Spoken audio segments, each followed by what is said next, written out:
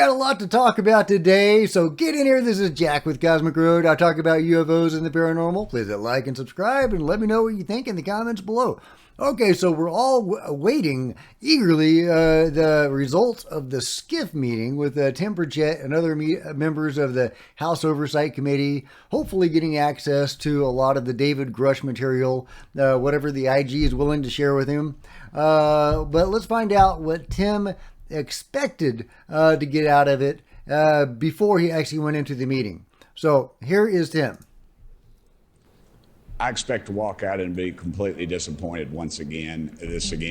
I don't want to see little green men or flying saucers.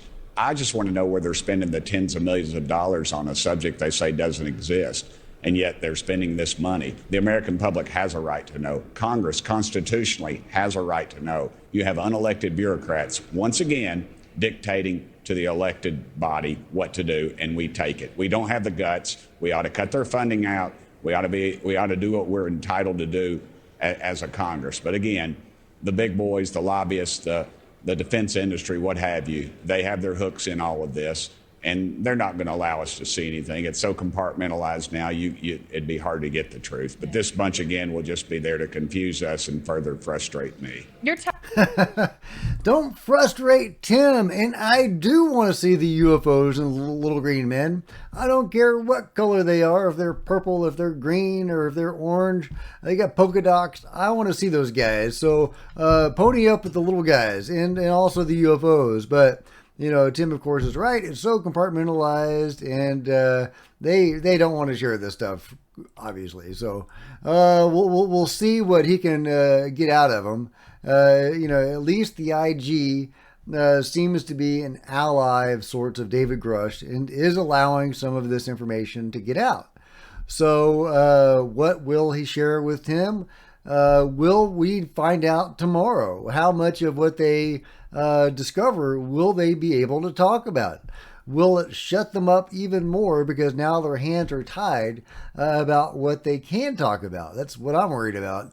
But, you know, we will see, and I will probably update this story later today with details about the SCIF as those details come in. Meanwhile, speaking of Tim Burchett, Tim Gallaudet actually met with him a few days ago on Tuesday, and he says, Tim is considering holding another House Oversight Committee hearing like the one with David Grusch.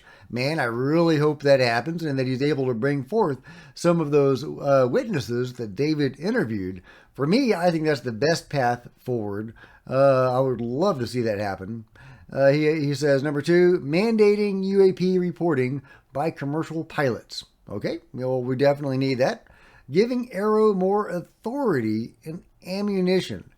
I don't know about authority. Their authority is not the problem. Their sincerity is the problem. Their legitimacy as an investigatory body is a problem. They are clearly in the bag for the control group, and until they have new leadership and new oversight, nothing is going to change. Meanwhile, check this out. What the hell? New video shows 10-foot-tall giants, human-like creatures strolling along the foothills in a small Brazilian island, in what some believe is proof aliens are visiting Earth. What? Você consegue captar as vibrações. Vem até nós. Ou não vem à noite. You kind of see him moving. You can see the hands moving. And could that just be a human? And it's hard to tell size from this this video.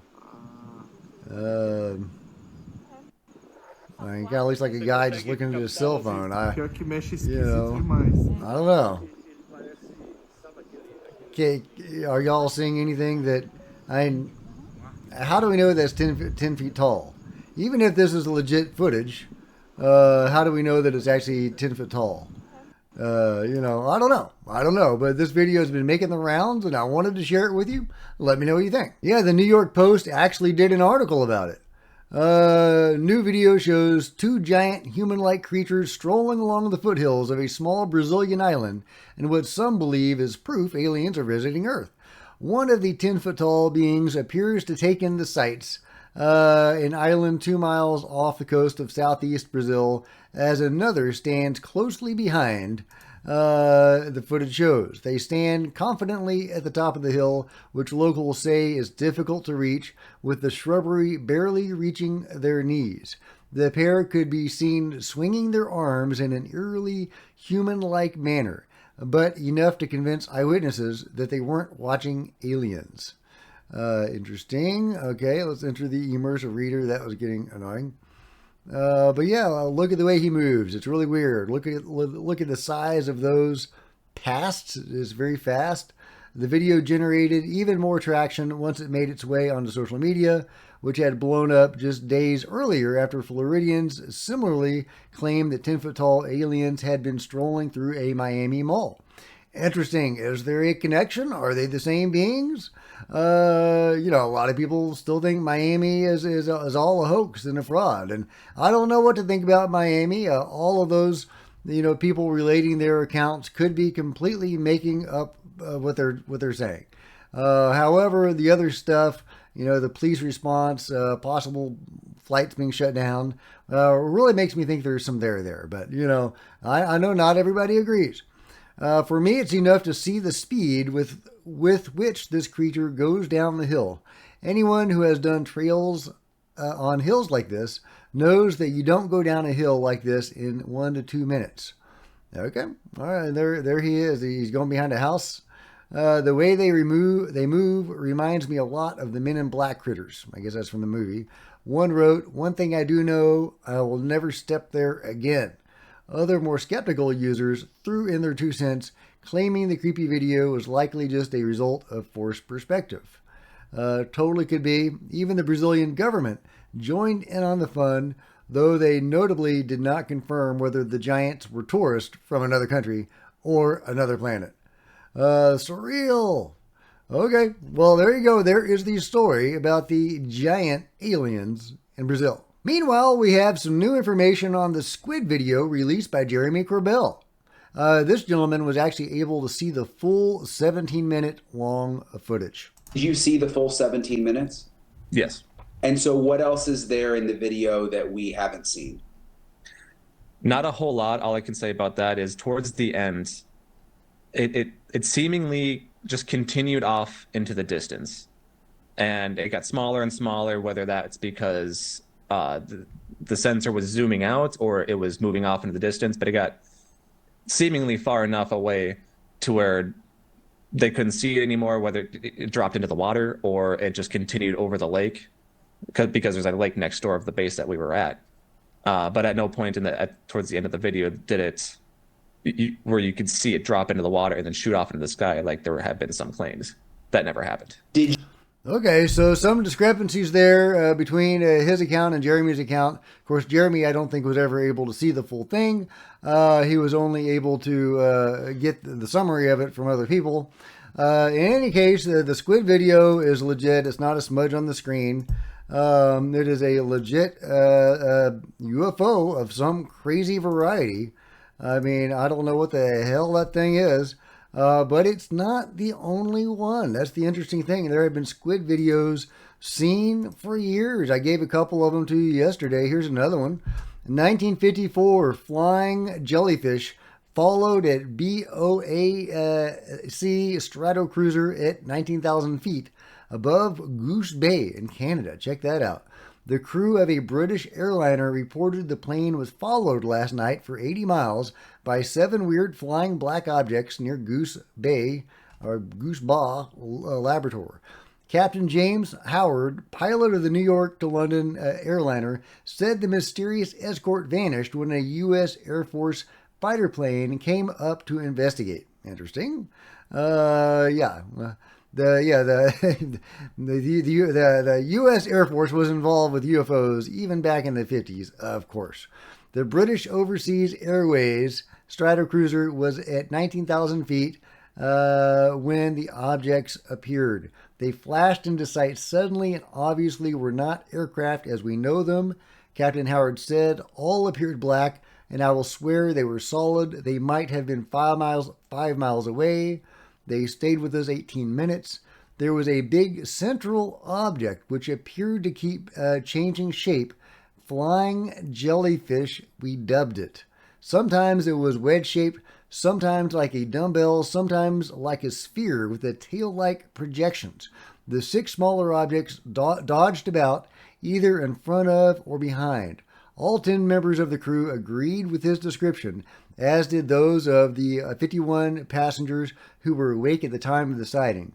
So jellyfish UFOs are not new. They've been around for a while. Who is that? Does that represent a different race of being operating these things? Or, is this some sort of evolving alien AI? Who knows what they are? But yeah, apparently they're a thing. Oh, and here's another jellyfish UFO. Check this out. And this is really, really cool because the thing shoots away at the end. All right? It'll like just puff and it's gone.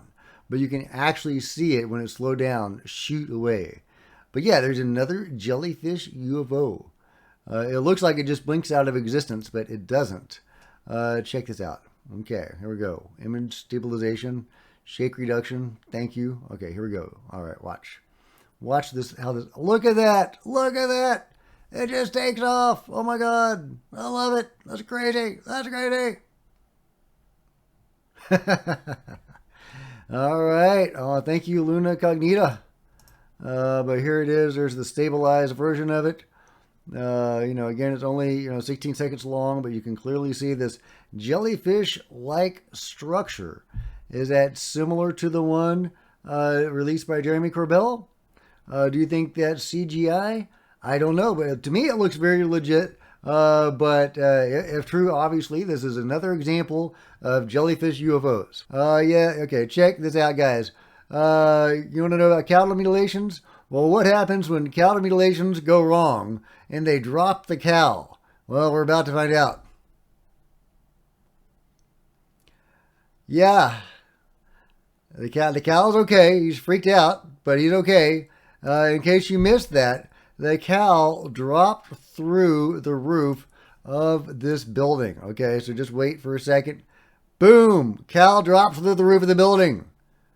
Cow drops through the roof of this storage area. That's what? That's insane. Look at that. Oh my God. And it looks like he was going with some force as if he had been dropped from some height. Not high enough to kill him. And he's struggling to get free of that rail. But my heart goes out to that poor cow. I mean, that sounds hypocritical being a non-vegetarian, but love my cows. Don't want anything bad to happen to them until something bad happens to them. Cattle mutilations are a very alarming part of the phenomenon. I don't know what to make of them, but they are a thing, and that is possibly evidence of what happens when their tractor beam loses its grip on them. I don't know if that's what happened or if there could be a mundane explanation for what we just saw. But it's a crazy video, guys. It's a crazy video. And thank you, Bumble, for sending that to me. That was awesome. Oh, and check this out. This is about the David Grusch presentation that I reported on a few days ago. It was a private presentation to, I think, about 60 people. One of the things he says, David, he says he also mentioned that he had recently been informed that a U.S. adversary was considering full disclosure to get out ahead of the U.S. and that he passed this information along to the U.S. government. That's fascinating. That's what Carl Nell was saying at the Soul Foundation was his definition of catastrophic disclosure, was if an adversary released this information. I mean, I kind of hope an adversary does release this information because somebody's got to. Maybe this will light a fire under the U.S.'s or the West's butt to get out there and release some of this stuff. Maybe not. Maybe David and Carl Nell are saying this to spark that sort of, disclosure. I hope so. A preemptive disclosure would be better than no disclosure, right? So, I guess that, getting out ahead of some other country might do it.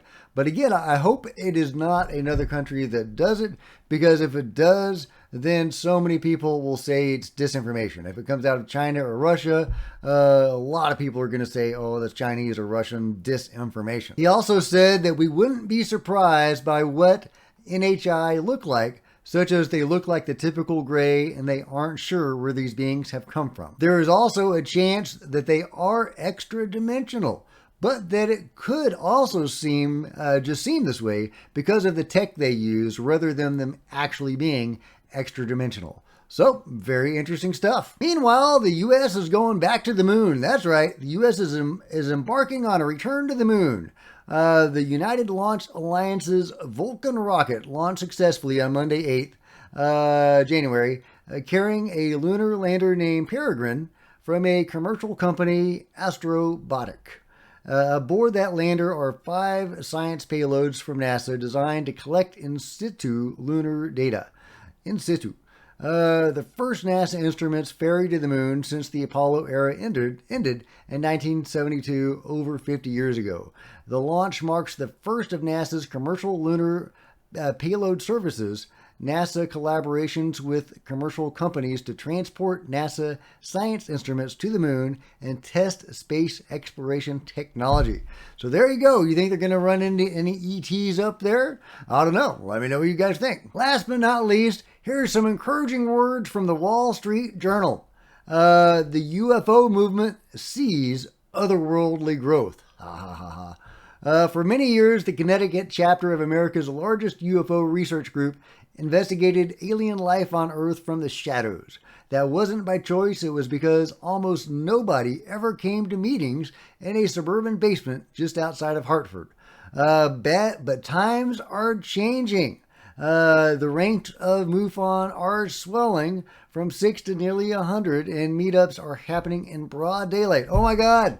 UFO fanatics meeting in broad daylight? Say ain't so, Wall Street Journal. You're blowing my mind. I love it. That's crazy. And it's awesome. The UFO community is growing and swelling thanks to awesome people like Lou Elizondo and Dave Grusch and all those that have supported them. Tom DeLonge gets a lot of crap, but we wouldn't be here really without TTSA and what he was able to put together. Hats off to all of those guys, everybody that was so integral into this chain of events that has led us here.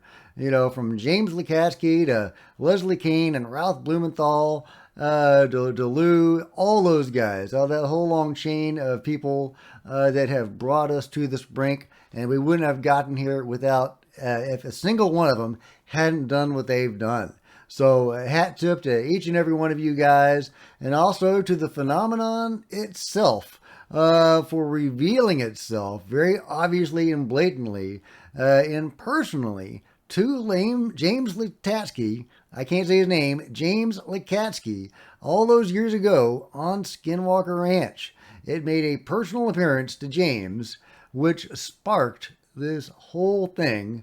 And based on what some of they are seeing at Skinwalker Ranch, they believe the phenomenon there has a precognitive ability. So did it know that we were going to arrive at this age of disclosure by revealing itself way back then to James Lukatsky? Let me know what you think about that and everything else I covered today in the comments below. And if you've enjoyed this video, please give me a big thumbs up. I sure appreciate it. Smash the subscribe button and the bell to be notified of future videos. You don't miss a thing. Join me on social media. Facebook and Twitter links are below. I would love to see you guys there. If you wanted to support Cosmic Road in an even bigger way, please grab a coffee mug or a t-shirt. See the merch store below, or become a channel member. Channel members are rock stars, and I really appreciate you guys' support. Thank you. Meanwhile, there are plenty of other videos on the channel, and I'll see you guys next time. This is Jack with Cosmic Road, signing out.